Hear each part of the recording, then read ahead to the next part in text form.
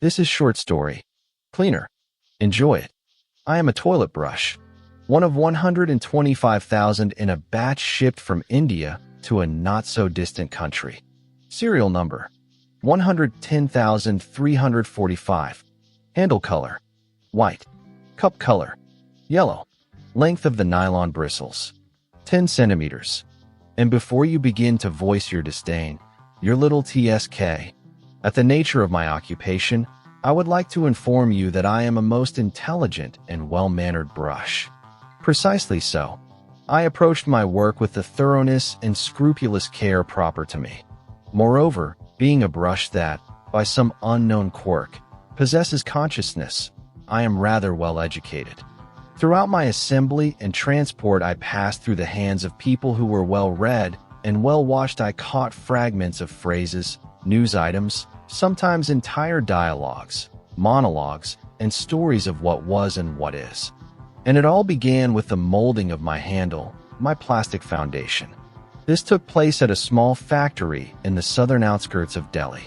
The handle with its crosspiece and holes for nylon bristles laid down upon the conveyor for packing alongside a million others just like it. I heard the packer humming, cheerfully and with no small talent, some folk song. These were the first words I ever heard. From them I understood that the chief motive of art is feeling, love, to be exact. I also understood, lying there on the belt, that I was not the only brush in the world, and that my destiny would most likely be long labor. From the moving belt, I was dropped into a box. There I learned that spaces can be exceedingly tight, even for a small and simple thing such as myself. At last the handles were transported to another factory, where I was introduced to 200 nylon bristles.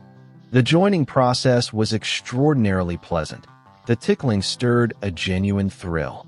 I laughed only in thought, but I felt every touch of the craftswoman as she set the hairs in clusters into the holes. Soon I became fluffy and a little prickly. Then it was time to meet my cup, into which I would be placed after cleaning. For this, I and thousands of my brethren were loaded into boxes and sent to a third factory. There the packing took place. Each brush received its cup and was sealed in a transparent bag. After that, we were distributed into cardboard cartons and sealed with tape. Throughout this entire journey, I heard the workers' conversations.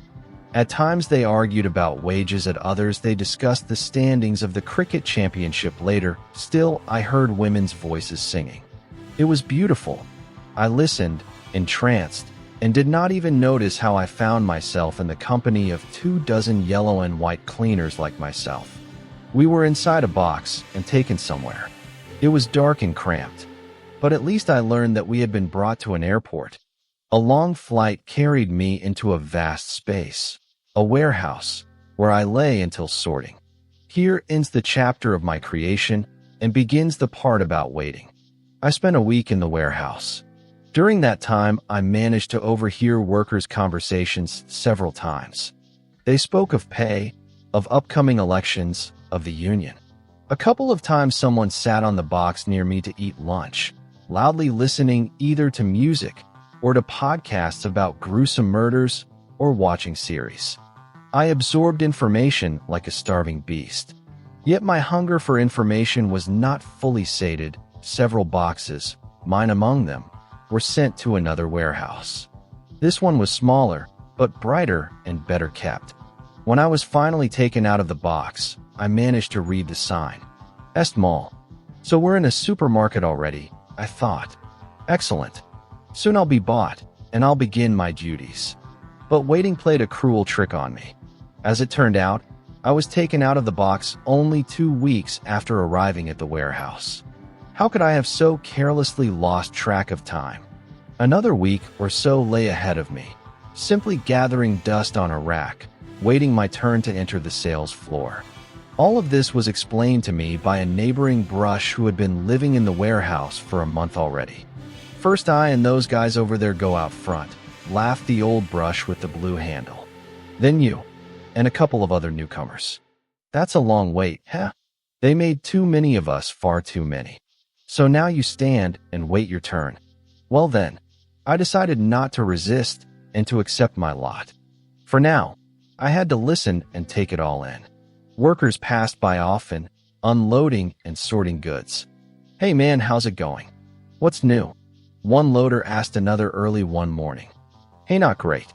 My daughter's been sick. My wife's running around hospitals with her. We still can't get her into kindergarten. Why's that?" "Long queues because of it. My wife can't go back to work." "Well, at least she's with her daughter." "That's true. You hear there might be a bonus by the end of the year?" "Really? Nice. Yeah, if the sales plan gets met. But we've got so much unsold stock." "Then people have to buy it." "Well, it's not up to us. What can you do? We're waiting for shoppers before New Year. All right. Let's get back to work." Those were the kinds of conversations I heard every day.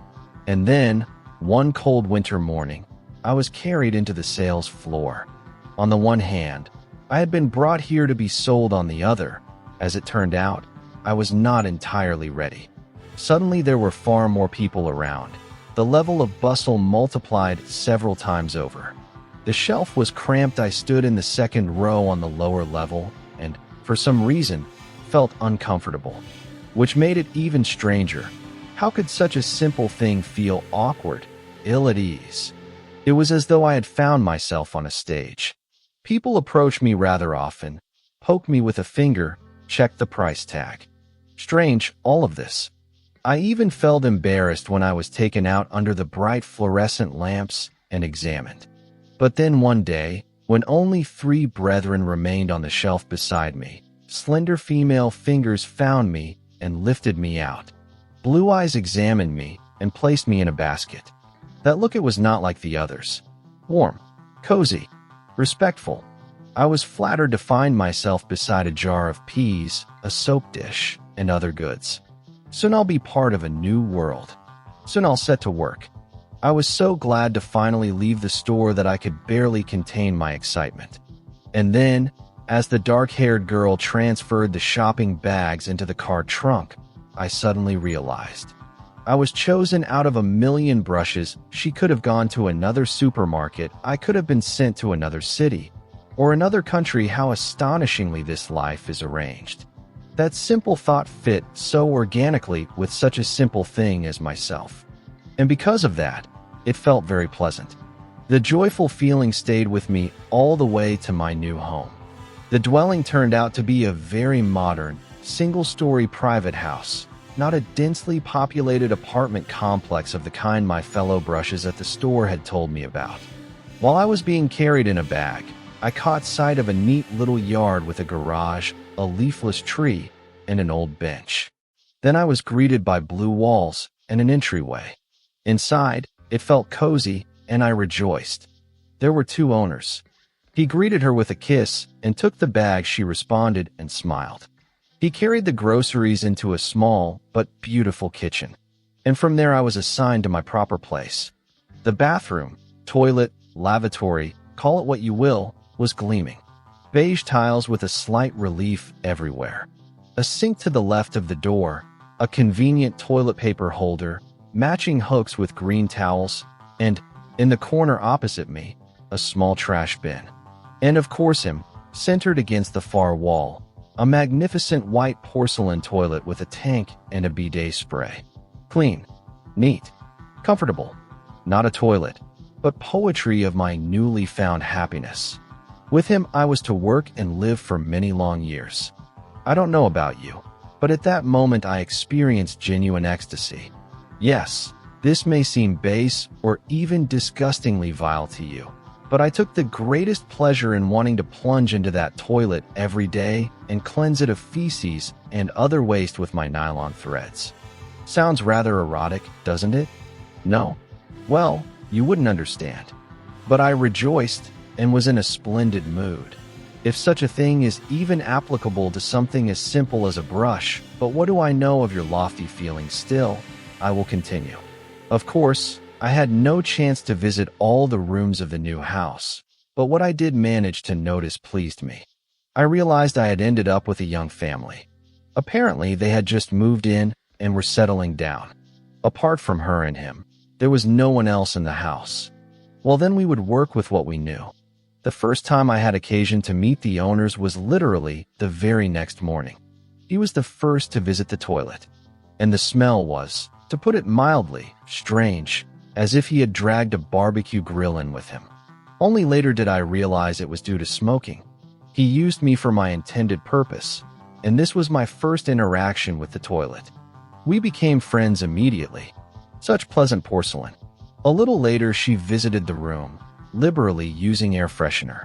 I noticed that each of the owners spent quite a long time in the toilet staring at a smartphone. He turned on football analytics. She was reading a novel, Wilkie Collins, it seemed. I also realized that I could hear fragments of their conversations from the kitchen and the entryway. They were happy. At least, they talked about it a lot. And they discussed work as well. She was a designer, he a programmer.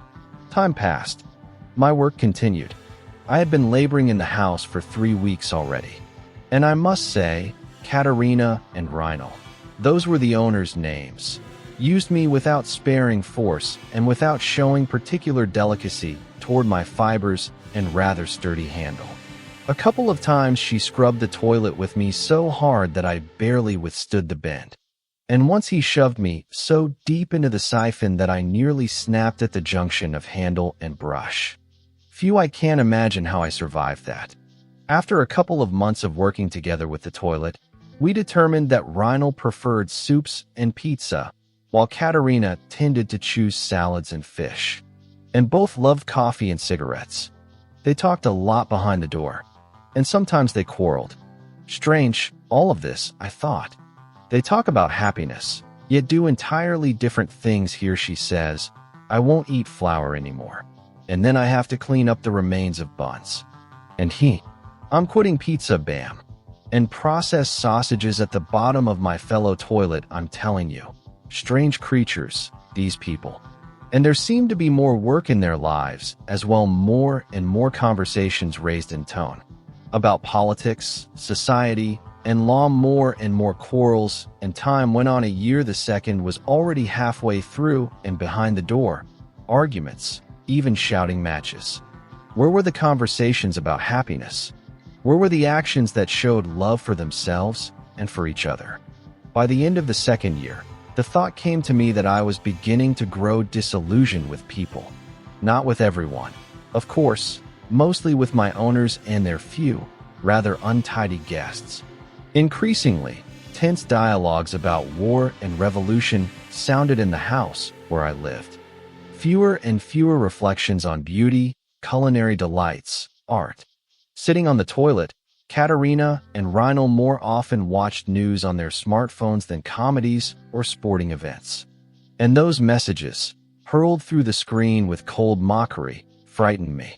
The toilet, too, was perplexed by this shift in paradigm. We discussed the situation together, but information was scarce. I felt that global changes were approaching in our lives. How right I was. In winter, on December 12th, Reinl broke my handle. Not only did he press on me with great force, he also managed to injure his hand, cutting it on a sharp edge of plastic. I remember how, cursing, he flung me into the corner of the bathroom and began washing the wound. How many angry and unjustifiably harsh words I heard addressed to me. And this is the man I entrusted with my labor. He left the room, and for a long time afterward he and Katerina argued about the need to buy sturdy things. They didn't try to fix me. They simply tossed me into the trash bin, where, doomed to a dreary existence and cut off from my friends, I spent the entire night. In the morning, the bag was thrown into the nearest dumpster. I never saw my native toilet again. I didn't even manage to exchange a few words with him. I didn't say goodbye. I spent a week in the dumpster. And all that time I inconsolably mourned the beautiful porcelain, my named friend and brother in arms. And also the rolls of cheerful toilet paper, the towels, and the warm gleam of the tiles. Why did this happen to me? I could find no answer. All around me clung the same kind of trash that I myself had now become. In the dumpster, as I said, I spent a week. During that time, I learned from Apple cores that the city where we all were was gripped by some sort of human upheavals, or perhaps the entire country and the whole world. That I did not know. And, in general, I didn't care. I no longer tried to understand human nature. But the desire to work had not gone anywhere. And so I kept hoping for the wonderful word recycling. Plastic cups told me about it while we waited for our fate in the dumpster. So I can be recycled, and I will once again become a useful cleaner. Such a simple thought inspired me, gave me strength. But days passed, and the dumpster was not emptied. The waste was not taken to a recycling plant. What is going on? Days passed. Weeks. Only a month later did 3 garbage trucks arrive for us at once. I was already ready for a new conveyor belt, new human hands that would renew me, for a new, normal working environment, but where am I? A simple toilet brush endowed with reason. And where is normality during the transport of the dumpster? I fell out of it. The sanitation workers paid no attention to this fact whatsoever. I was simply left on the frozen ground. And for added humiliation, I was first trampled into the snowy slush, and then run over by the wheels of the dumpster. I was destroyed by this small tragedy. My cup was crushed by the wheels, the nylon bristles stuck together and were smeared with filth, though they did not fall out. But the broken-off piece of my handle was lost forever. I lay there in the mud, completely alone, forgotten. And you know what I did? I harbored resentment. Toward people, toward my fellow trash, toward myself. The wind echoed my mood, tossing more snow, leaves, and sand over me. Thus I fell into a kind of hibernation, deciding to dull my thoughts and pain. The only thing I kept in my consciousness was this: I would never be recycled. And since my plastic and nylon decompose over 500 years, I would be lying here for a very long time. With that thought, I closed myself off from the world. But it turned out the world did not close itself off from me. Months passed. Vehicles drove over me. Wheels pressed me deeper into the dirt. I burrowed ever farther down. The ground where I lay was trampled, run across, dragged over. Though I believed I was in suspended animation, cries, conversations, pleas, and orders still reached my awareness. And there were explosions, gunshots, thunder, and torment. Someone cried. Someone was killed. I did not want to hear this anymore. I was no longer resentful. I was angry and afraid. Years passed. I am still not decomposing. The thought would not let me fall asleep. Then, unexpectedly, silence descended upon the outside world, both soothing and alarming at once.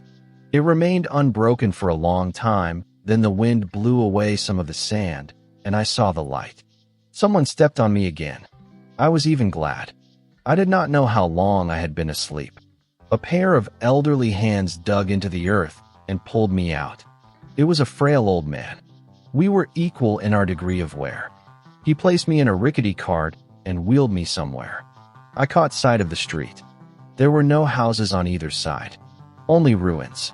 The old man brought me under some kind of awning and tried to barter me for food, awkwardly explaining that I might be useful to a moneylender either as a scratching tool or as decoration. The man refused. The old man left with nothing. With sorrow, he tossed me into a ditch where my brush end pressed up against a decomposed human skeleton. Never before had I been so frightened. What have they done? How long was I asleep? How I wished, then, that I had already decomposed. Even more horror was brought upon me by an animal that suddenly emerged from the ground. It darted toward me and began sniffing. Only then did I realize it was some kind of rodent. It wanted to drag me into its burrow, but just then a black bird swooped down, and the little beast fled with a squeal into the darkening sky. Another bird, apparently a crow, grabbed me, and suddenly I, too, soared upward in its clawed embrace. In the twilight, I made out the ruins of the outskirts. The frames of high-rise buildings resembled the skeletons of giants. The crow maneuvered among them, sometimes rising above the rooftops, sometimes descending toward the ground, where I could see even darker scenes. Survivors wandering like zombies, or running from shelter to shelter and, like shadows, merging with the evening gloom. How sad and strange all this is. How many years have passed? I did not know. The crow brought me to a nearly dried-up elm tree on the city's edge. The bird leaned over me, pressing me to a branch with its claw. In its eyes were reflected the blackness of the world and a soulless inevitability. Will I die? It began pecking at me and very quickly tore out several bunches of nylon bristles. The brush body cracked slightly, but apparently the nylon displeased the crow. It let out a harsh caw and dropped me to the ground. And then I heard a gunshot, and the bird collapsed a few steps away from me. Its fall caused the filthy mire beneath me to shudder, and I slid down into some kind of hollow. The wind once again came to my aid in time, piling a branch, dry leaves, and dirt over me. And I was glad of this turn of events. For some reason, I now understood that I wanted to decompose not among urban ruins, but peacefully in the earth. But how long would I have to wait for my substance to break down into atoms? Once more I decided to sink into sleep, utterly disappointed in human civilization, which had created me and nearly destroyed me. At least here no one will disturb me. And indeed, no one disturbed me. From my shelter, I heard only the howling of the wind. It sang of silence, solitude, and freedom. Its noise became my lullaby. I sank into suspended animation. Time lost all meaning. The surroundings alternately pressed in and released their grip. But it no longer mattered. I felt the first signs of my decomposition. Several nylon bristles fell out on their own. New cracks appeared in my handle, its sharp end wore down. I do not remember how, but I remember the bright sun. The wind drove me out of my shelter. What? How long? I saw the world around me, but I did not recognize it. A barren steppe instead of green undergrowth and marshy grass. Only a couple of concrete ruins visible in the distance. The old city. I felt a vibration. It grew stronger, then took shape as an entire cavalry platoon. A man in a bright uniform dismounted just a few steps from me. He looked around and sighed with satisfaction. Beside him stood another man, who spoke. "My lord, are you sure you wish to build the city precisely here?" "Not merely build it. Pang. I also plan to live here myself." "But your majesty, are you certain the locals will not object? After all, you have only leased this land." "No matter, we will buy it out in time." The ruler's voice was confident, his tone inspiring. "We will revive this region. Let us make this the Western capital." "But your majesty..." "No objections, good Pang. Carry it out." The ruler boomed with laughter and then noticed my handle protruding from the sand. He approached and pulled me into the light, examining me closely. "What is this, my lord?" asked the aide Pang. "An artifact of a past life," the ruler replied at once. "Well, now an artifact of a past life, is that who I am? Is that what I have become?" The king turned me over in his hands. I did not know what to expect from him, but I confess to you, it did not matter. Lying in the earth all those years, I had learned one thing. Decomposition is inevitable. It is better to accept it peacefully than in agony. So I did not care what the new owner would do with me, break me in half or throw me away again. It was all the same. He chose to wedge me into a crack between two boulders. The brush end remained above, while my fragile handle was firmly secured in the stone. "Do not touch it, Pang. This will be a symbol of the new world, and now, let us ride on and inspect the ruins." The ruler mounted his horse, and the platoon galloped off toward the city. And I, a simple cleaner, a toilet brush, remained, gazing out at the barren steppe. Unexpectedly, I realized that I was curious what the capital of the future would be like, the one this bold lord intended to build. Whether there would be a place there for cleaners like me. Perhaps I might yet live to see that very new world. And then,